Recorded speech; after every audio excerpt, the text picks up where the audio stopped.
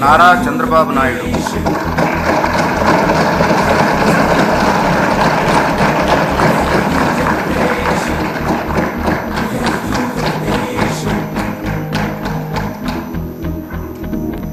నారా చంద్రబాబు నాయుడు అనే నేను శాసనసభ సభ్యునిగా ఎన్నిక అయినందున శాసనం ద్వారా నిర్మితమైన భారత రాజ్యాంగం పట్ల నిజమైన విశ్వాసం, విధేయత చూపుతానని, భారతదేశ సార్వభౌమాధికారాన్ని, సమగ్రతను కాపాడుతానని, నేను స్వీకరించబోయే కర్తవ్యాన్ని శ్రద్ధాశక్తులతో నిర్వహిస్తానని దైవ సాక్షిగా ప్రమాణం చేస్తున్నాను.